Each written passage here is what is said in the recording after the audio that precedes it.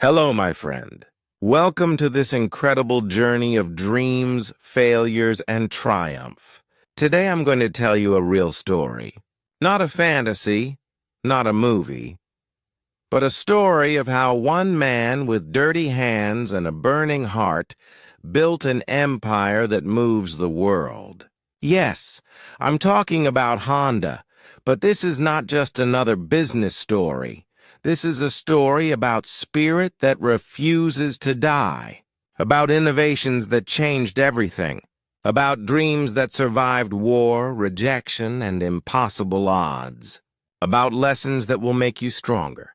In this story, you will learn how to turn failure into fuel, how to build something from nothing, how to stay curious when everyone says impossible, and how to create a legacy that outlives you. And not only that, you will also improve your English because this story is told in simple, powerful, emotional English. So even if you are a beginner, you can feel every word and walk away more confident. So take a deep breath, silence your phone, and listen to the story that transformed a small Japanese village boy into the creator of the most trusted machines on Earth. The boy who dreamed in metal before Honda, before cars, before everything, before there was Honda, before there were Super Cubs roaring through Asian streets, before Formula One victories, before Asimo robots walking like humans, there was a little boy named Soichiro Honda. This story doesn't begin with success. It begins with a 6-year-old boy sitting in the dirt outside his father's blacksmith shop in Komyo Village, Shizuoka Prefecture, Japan, in 1906. His father, Gihei Honda, was a humble blacksmith who also repaired bicycles. There was no electricity, no cars, no machines except hammers and fire. But even as a little child, Soichiro had one strange gift. He could see machines that didn't exist yet.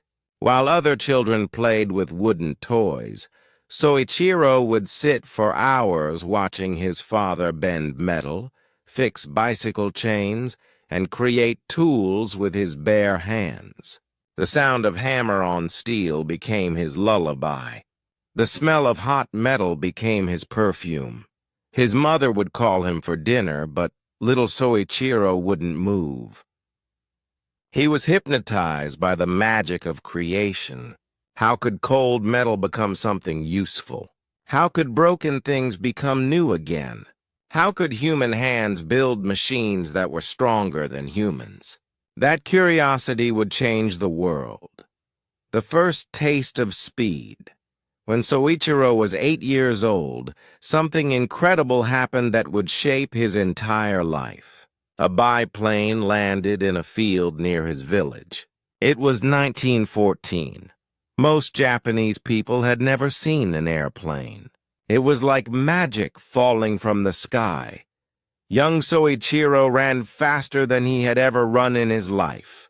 He pushed through crowds of amazed villagers, crawled under ropes, and got as close as possible to this flying machine. He touched the propeller. He smelled the oil. He heard the engine cooling down, making small clicking sounds like a metal heartbeat. Someday, he whispered to himself, I will build something that moves like this. But there was a problem. His family was poor. His father made just enough money to feed the family. There was no money for education, no money for books about engines, no money for tools. Most poor boys in Japan accepted their fate. They would become farmers, fishermen, or work in their father's trade. But Soichiro Honda was not most boys. The workshop that changed everything at age 12. Soichiro made a decision that terrified his parents. He told his father, I don't want to just fix bicycles. I want to understand how everything works. His father, Gihei, saw something special in his son's eyes. Against his wife's protests, he allowed Soichiro to spend more time in the workshop, but not as a helper. As a student of metal and motion, Soichiro began dismantling everything he could find. Clocks, bicycle parts, old farm equipment, even broken sewing machines. His hands became permanently stained with oil and metal dust. His fingernails were always black. His clothes always smelled like grease. People in the village started calling him the dirty boy who dreams of impossible things. But Soichiro didn't care about being clean. He cared about understanding. How do gears transfer power? Why do some metals bend and others break? How can you make something move faster without making it break apart? Every failure taught him something. Every broken part revealed a secret. Every mistake became wisdom. At age 14, Soichiro had an idea that no one believed in. He wanted to build a motorized bicycle. Not buy one, build one. From scratch. With his own hands, his father said, "Son, we don't even have money for proper bicycle parts. How will you build an engine?" Soichiro smiled and said, "I'll find a way." And he did. The first engine for months, Soichiro collected scraps. Old metal pieces, discarded bicycle parts, broken tools, anything that could be transformed. He studied every engine he could find, even if it meant walking miles to see a farmer's water pump or a factory's generator. Late at night, by candlelight, he would draw designs on pieces of paper. Not professional blueprints, just a young man's dream sketched in charcoal. His engine would be simple, reliable, and efficient. After 6 months of work, using only basic blacksmith tools and teenage determination, Soichiro Honda built his first engine. It was crude. It was noisy.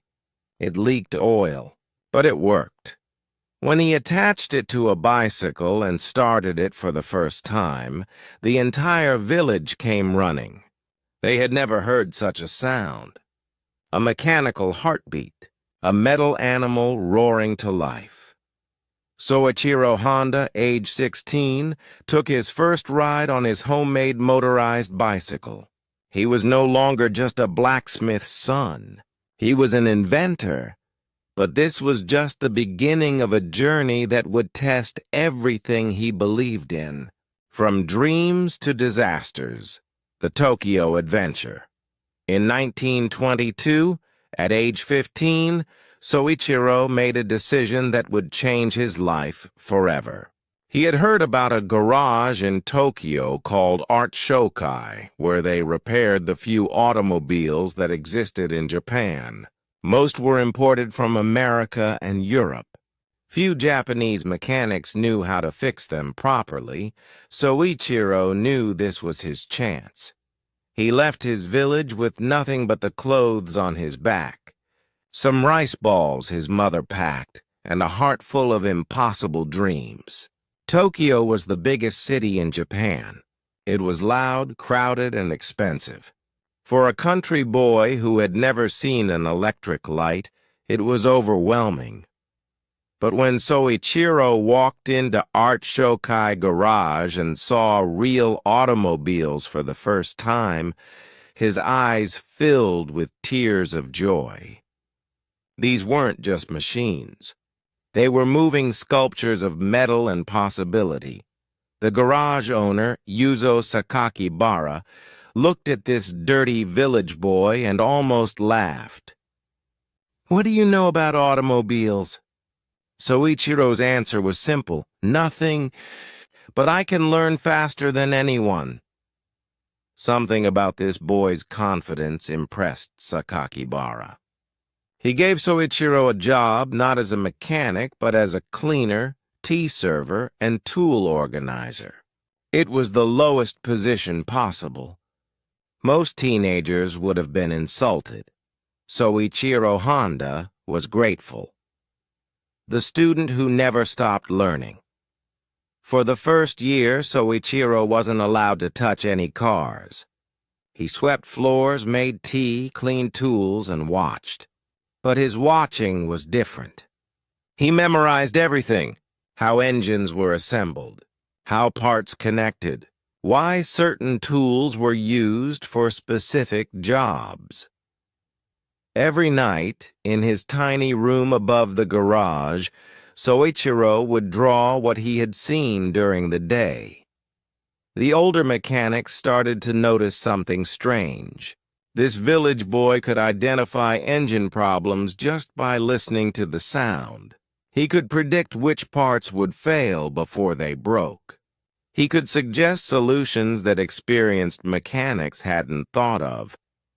After 1 year of watching and learning, Sakakibara finally said, "Okay, young Honda, show me what you can do." Soichiro's first real job was to repair a Ford Model T that no one else could fix. The engine would start but immediately die. 5 experienced mechanics had tried and failed.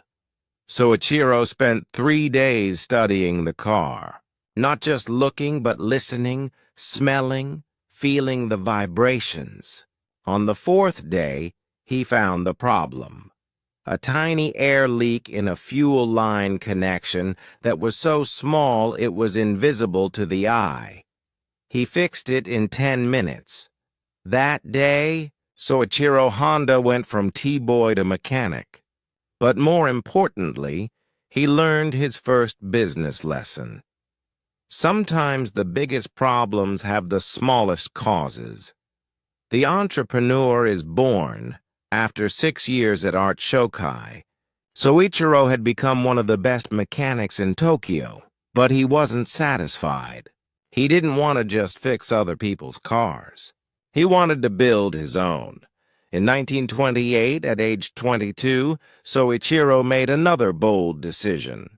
He asked Sakakibara for permission to open a branch of Art Shokai in his hometown of Hamamatsu. Most business owners would have said no. A 22-year-old village boy running his own garage? Impossible. But Sakakibara had seen something special in Soichiro. He said yes. With borrowed money and endless optimism, Soichiro opened Art Shokai Hamamatsu branch in 1928. He was now an entrepreneur, but he was about to learn that owning a business is very different from being an employee. Success, failure, and racing. The garage became successful quickly. Soichiro's reputation for fixing impossible problems spread throughout the region. Farmers brought broken tractors. Factory owners brought industrial equipment. Rich families brought imported cars, but success made Soichiro restless. He wanted more speed, more challenge, more excitement. In 1931, Soichiro discovered automobile racing, not as entertainment, but as a laboratory. Racing would teach him how to make engines faster, stronger, and more reliable under extreme conditions. He built his own race car using parts from crashed vehicles and his own innovative modifications. The car was strange-looking but incredibly fast. When Soichiro Honda entered his first race, people laughed at his homemade vehicle. They stopped laughing when he won. But success in racing came with a terrible price. During a race in 1936, Soichiro's car crashed at high speed. The accident was brutal. He spent months in the hospital with serious injuries. His face was scarred. His body was broken. Doctors said he might never walk normally again. Most people would have quit racing forever. Soichiro Honda started designing a better, safer car, the piston ring revolution. During his recovery, Soichiro had time to think about more than just speed. He noticed that most engine problems came from poorly made piston rings, the small metal circles that seal the combustion chamber inside an engine. Japanese piston rings were inferior to American and European ones. This meant Japanese engines were less reliable and less powerful. Soichiro saw an opportunity. If I can make better piston rings, I can make better engines. If I can make better engines, I can change transportation in Japan. In 1937, Soichiro founded Tokai Seiki Heavy Industry to manufacture piston rings. But this wasn't just another parts company. Soichiro wanted to create piston rings so good that they would become the standard for the entire Japanese automotive industry. The problem was, Soichiro knew nothing about mass manufacturing. The school of hard knocks, Soichiro's first piston rings were disasters. They cracked under pressure. They didn't fit properly. They leaked oil. Customers complained. Orders were canceled. Money disappeared faster than water in the desert. Most entrepreneurs would have given up. Soichiro Honda went back to school. At age 30, he enrolled in Hamamatsu Technical College to study metallurgy and mass production techniques. But Soichiro was not a typical student. He attended lectures covered in factory grease. He asked questions that professors couldn't answer. He challenged textbook theories with real-world experience. His classmates thought he was crazy. His professors thought he was brilliant. But there was something even more unusual about student Soichiro Honda. When final exams came, he didn't show up. When the dean asked why, Soichiro said, "I came here to learn, not to get a diploma. I learned what I needed. Now I need to go build something." Soichiro Honda returned to his factory with knowledge, but without a degree. He would always be proud of being an engineer without papers. The war that changed everything by 1941, Soichiro had perfected his piston ring manufacturing process. His rings were not only as good as imported ones, they were better. Orders were flooding in from all over Japan. Tokai Seiki was becoming a major success. Then, on December 7, 1941, Japan attacked Pearl Harbor. World War II reached the Pacific. Everything changed overnight. The Japanese government took control of all major industries. Private companies were forced to produce military equipment. Soichiro's piston ring factory was converted to manufacture propellers for military aircraft. But there were bigger problems. Raw materials became scarce. Skilled workers were drafted into the army. Allied bombing raids targeted industrial areas. Soichiro's factory was bombed twice. Each time, he rebuilt it with his bare hands and whatever materials he could find. The war taught Soichiro Honda a lesson he would never forget. No matter how successful you become, everything can change in a single day. But as long as you have knowledge, determination, and the will to rebuild, you can survive anything.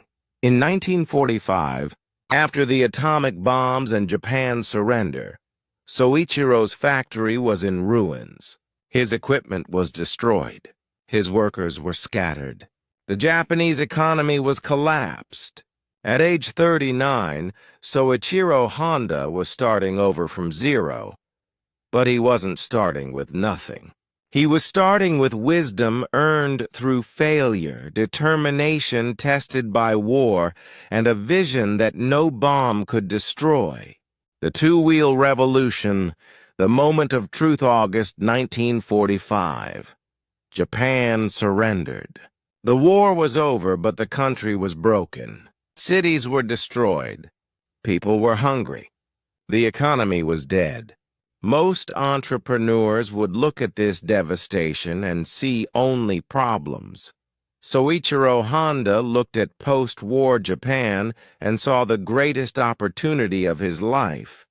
He noticed something that others missed. Japanese people needed transportation, but they couldn't afford cars. They needed to travel for work, but trains were damaged and expensive. They needed mobility, but gasoline was scarce and costly. What they needed was something simple, reliable, and efficient. Something that could carry a person but didn't require much fuel. Something affordable but dependable. They needed motorcycles.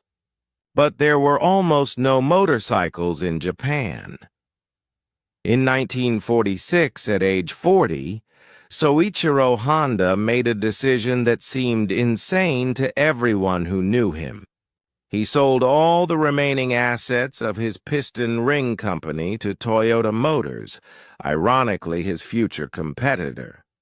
With that money, he founded a tiny company in a wooden shed in Hamamatsu. The company was called Honda Technical Research Institute. Its mission: to build motorized bicycles for the people of Japan. The genius partnership. But Soichiro Honda knew something important about himself. He was a brilliant engineer and innovator, but he was terrible with money and business management.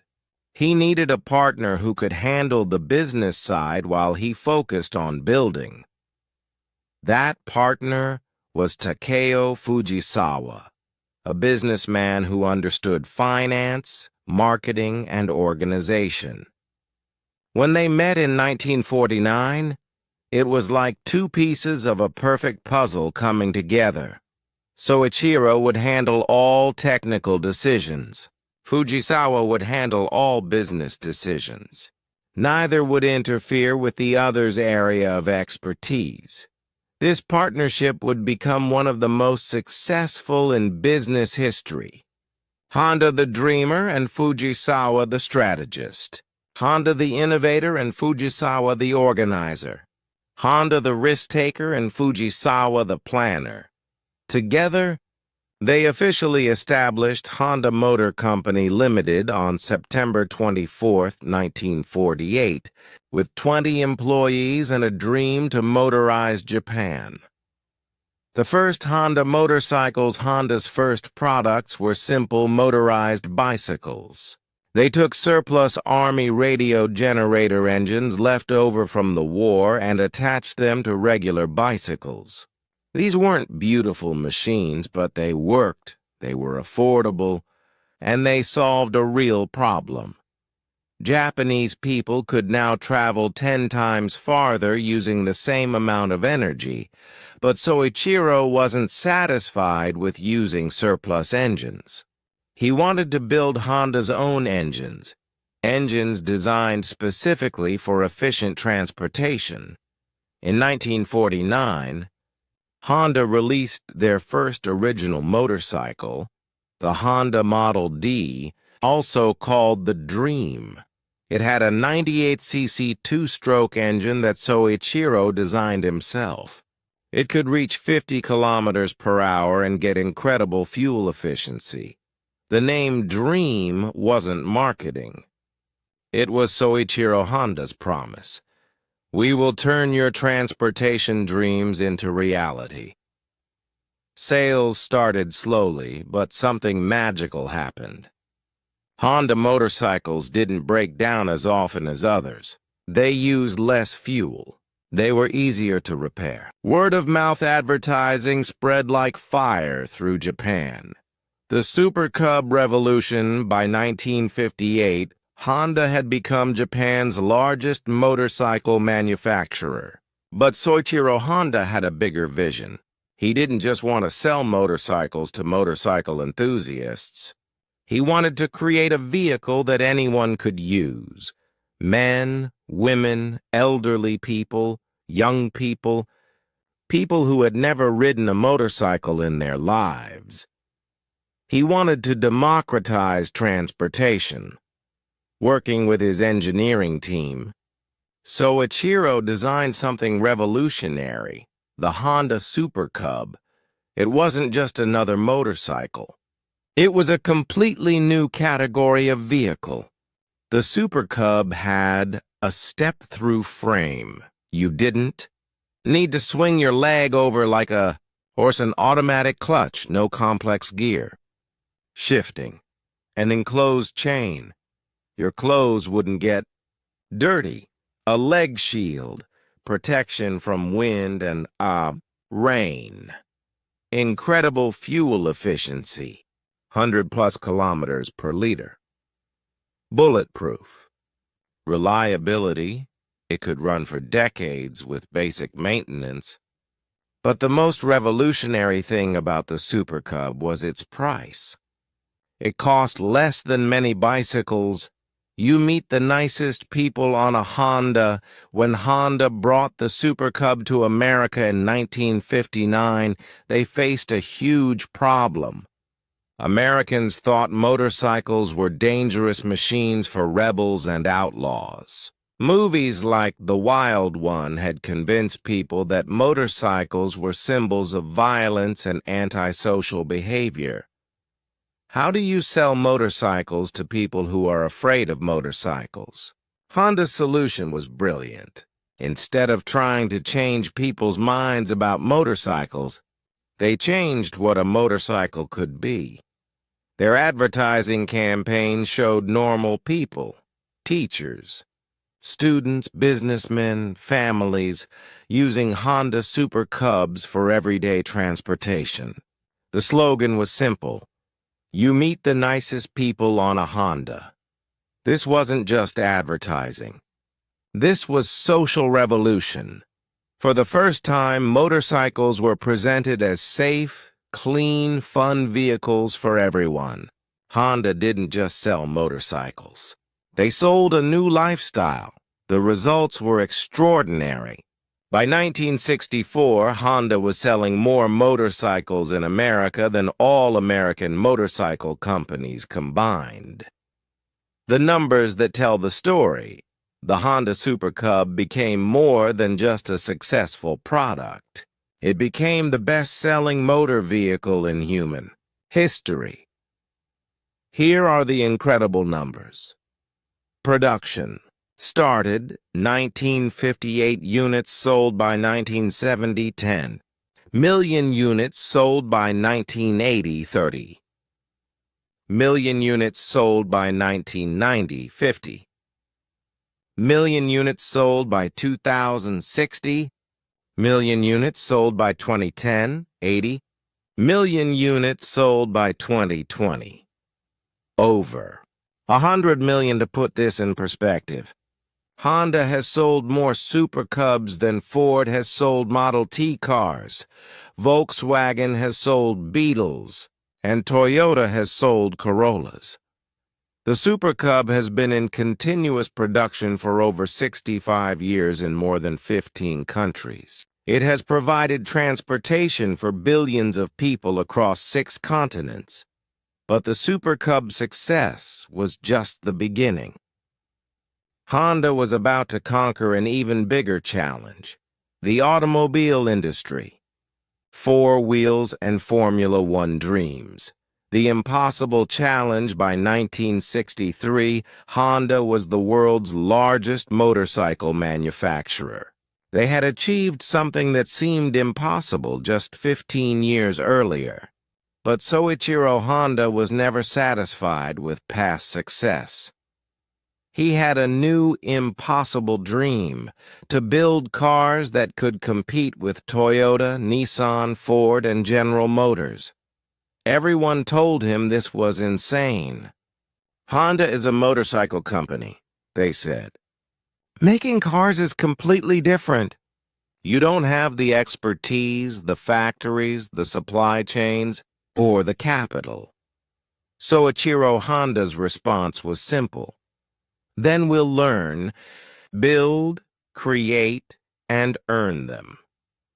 But there was an even bigger obstacle. The Japanese government didn't want Honda to make cars. They believed Japan already had enough car companies, Toyota and Nissan, and didn't need more competition. Government bureaucrats told Honda, "Stick to motorcycles. Leave cars to the real car companies." Soichiro Honda heard this and smiled. He had been told impossible so many times in his life that it had become his favorite word. The engineering revolution Honda's first car, the T360 mini truck, released in 1963, and their first passenger car, the S500 sports car, released in 1963, were immediate proof that Honda understood something other companies didn't. While other manufacturers focused on big, powerful engines, Honda focused on efficiency, precision, and innovation. The S500's engine was a masterpiece of engineering. It could rev to 9,500 RPM, higher than most race car engines. It produced more horsepower per liter than engines twice its size. It was like a motorcycle engine that had been perfectly scaled up for a car. Racing drivers around the world noticed immediately. This small Japanese company was building engines that could compete with Ferrari and Porsche. Formula One, the ultimate test in 1964. Soichiro Honda made an announcement that shocked the automotive world. Honda would compete in Formula One racing, the most prestigious and technically challenging motorsport in the world. People laughed. Formula One was dominated by European manufacturers with decades of experience: Ferrari, Lotus, BRM, Cooper. What could a motorcycle company from Japan possibly achieve against these giants? Honda's first Formula One season, 1964, was a disaster. Their cars were slow and unreliable. They finished almost every race in last place. European racing journalists called Honda the Japanese joke. But Soichiro Honda wasn't building Formula One cars for immediate success. He was building them for education. Every failure taught his engineers something about high-performance engines, aerodynamics, materials science, and precision manufacturing. Every last-place finish was a lesson that would make Honda road cars better. The breakthrough in 1965, something magical happened at the Mexican Grand Prix. Honda driver Richie Ginther won Honda's first Formula One victory, beating Ferrari, Lotus, and every other established team. It was only Honda's second year in Formula One. They had gone from joke to winner in just 12 months. But more importantly, Honda's Formula One success proved that Japanese engineering could compete with anyone in the world at the highest level. The technology Honda developed for Formula One, advanced engine designs, precision manufacturing, lightweight materials, and innovative cooling systems, immediately flowed into their road cars. Honda road cars became faster, more reliable, and more efficient because Honda race cars had learned how to be perfect. The CVCC revolution in the early 1970s, America passed the Clean Air Act, strict new laws requiring dramatically lower automotive emissions. Most car companies complained that meeting these standards was impossible without sacrificing performance. Honda saw this as another impossible challenge to solve. Soichiro Honda assigned his best engineers to develop CVCC, compound vortex controlled combustion, technology, an engine design that could meet America's strict emission standards without using a catalytic converter. The CVCC engine was revolutionary. It burned fuel so efficiently that emissions were naturally low. It actually performed better than conventional engines. It was simpler and more reliable than competitors' solutions. It proved that environmental protection and performance could work together. In 1975, the Honda Civic with CVCC engine became the first car to meet American emission standards without a catalytic converter. Honda had turned environmental regulation from an obstacle into a competitive advantage. America falls in love with Honda. The Honda Civic, launched in America in 1973, was perfectly timed for the 1973 oil crisis. When gasoline prices skyrocketed, Americans suddenly wanted small, efficient cars. But the Civic wasn't just efficient. It was fun. American car reviewers were amazed. This small Japanese car was more reliable than American cars, more fuel efficient than European cars, and more fun to drive than anything in its class. Sales exploded. 73, 43,119. Civics sold in America 1975, 102,389. Civics sold 1978, 183,642. Civics sold 1980, over 300,000. Civics sold annually. Honda had achieved something remarkable. They made Americans fall in love with Japanese cars. In 1976, Honda launched the Accord, a slightly larger car designed specifically for American families. The Accord was an immediate hit, becoming one of America's best-selling cars and holding that position for decades. The racing DNA throughout the 1980s, Honda continued dominating Formula One. Their partnership with McLaren racing became legendary.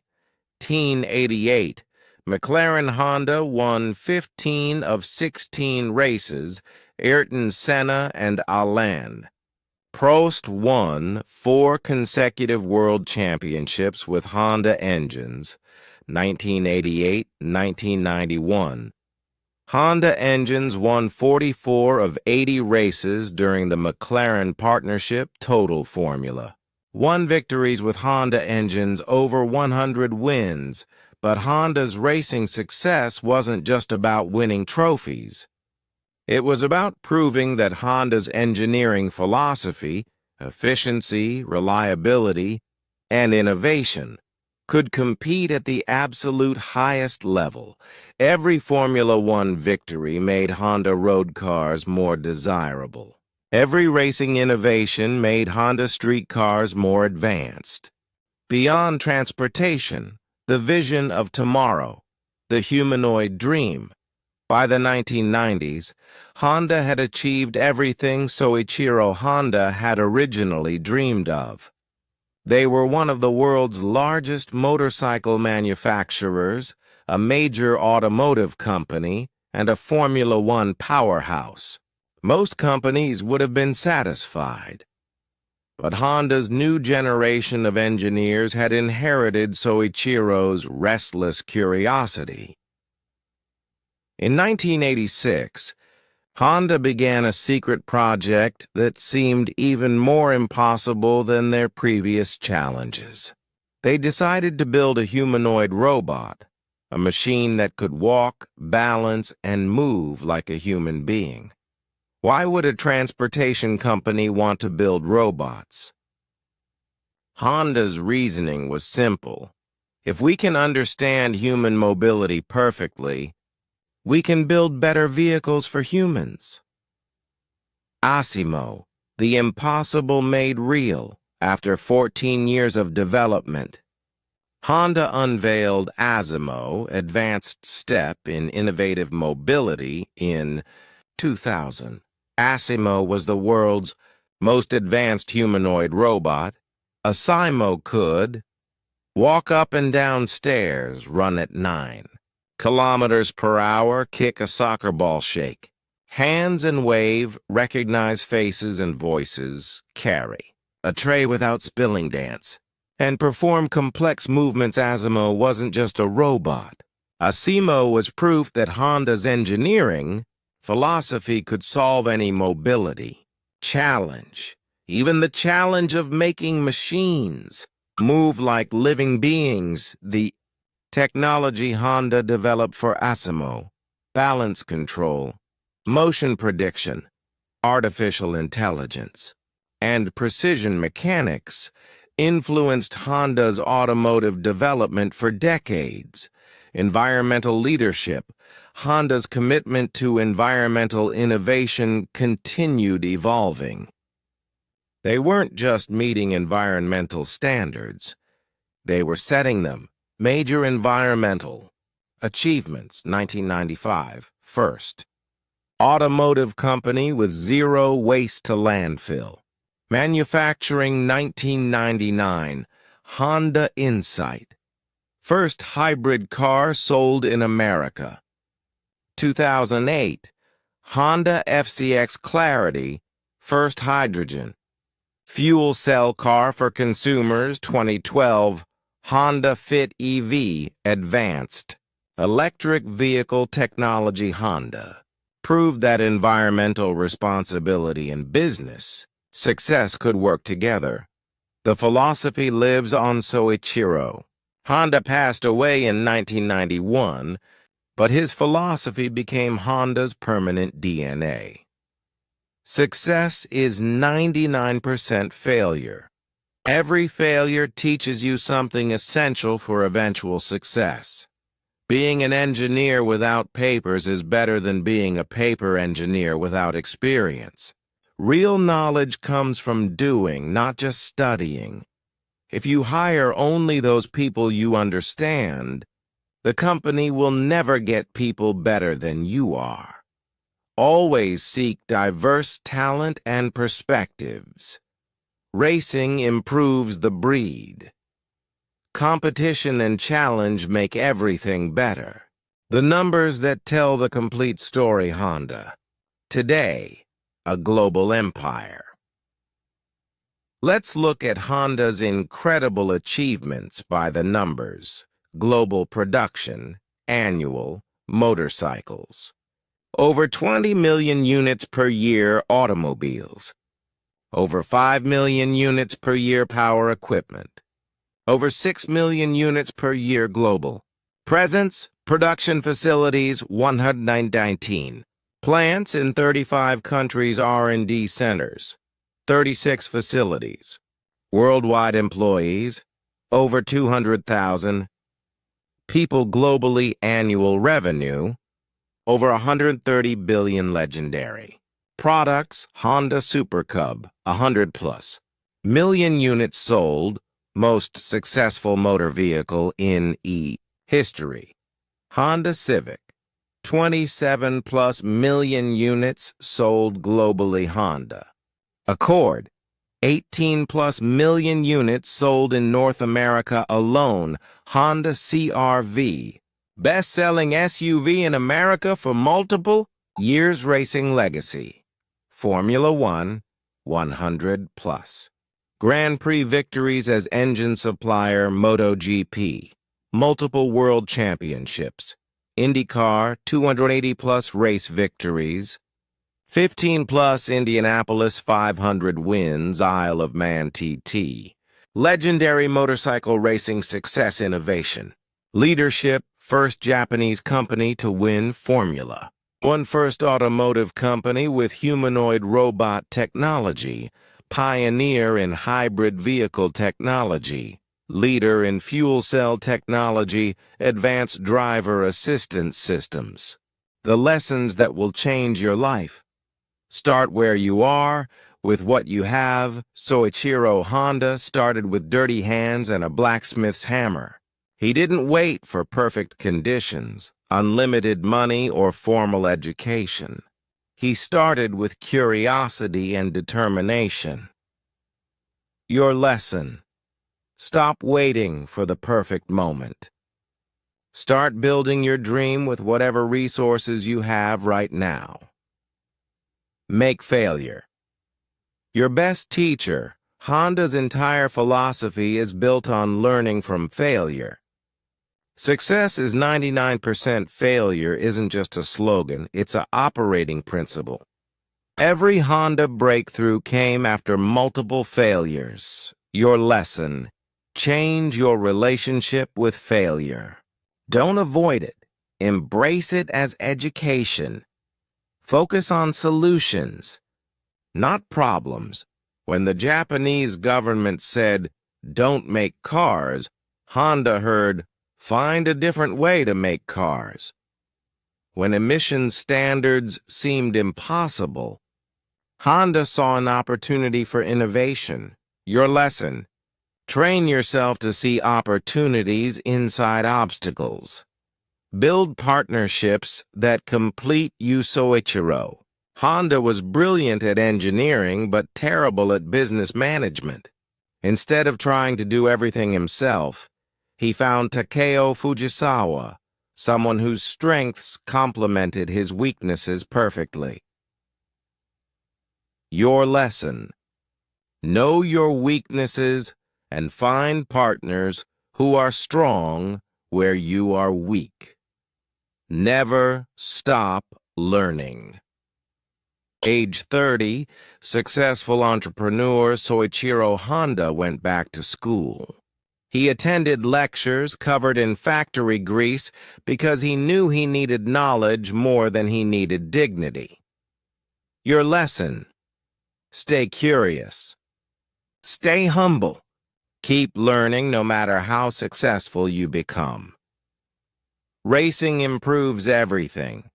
Honda competes in Formula One, MotoGP, and IndyCar not just for trophies, but because extreme competition forces innovation that benefits all their products. Your lesson: seek challenging competition. It will force you to become better than you thought possible. Think 50 years ahead. Honda didn't just build motorcycles and cars. They built robots, developed hydrogen technology, and created environmental solutions because they were thinking about transportation's future, not just its present. Your lesson: build for tomorrow, not just today. Conclusion: the legacy that moves the world today. Every 3 seconds, somewhere in the world, someone starts a Honda engine. That's 28,800 Honda engines starting every day. That's over 10 million Honda engines starting every year. But Honda's real legacy isn't measured in engines started. It's measured in dreams that became reality when everyone said, impossible innovations that made life better for billions of people, environmental solutions that help protect our planet, racing victories that proved Japanese engineering could compete with anyone, reliable transportation that connected families, communities, and nations, a philosophy of continuous improvement that inspired countless other companies. This wasn't just a company story. This was a human story. A story of a blacksmith's son who refused to accept limitations. A story of curiosity that was stronger than fear. A story of partnerships built on mutual respect. A story of innovation born from the marriage of dreams and discipline. Honda is not just a transportation company. Honda is proof that one person with an unbreakable spirit can change the world. From a wooden shed in post-war Japan to the most advanced robotics laboratories in the world. From surplus army engines to Formula One victories. From village curiosity to global innovation leadership. Soichiro Honda started with nothing but dreams and dirty hands. He built something that moves the world. If this story inspired you, remember, you don't need perfect conditions to start something extraordinary. You just need the curiosity to learn, the courage to try, and the determination to keep going when everyone else stops. The spirit of Honda lives in everyone who refuses to accept impossible as an answer. Success is 99% failure, but the 1% success changes everything. Now go build something that moves your world.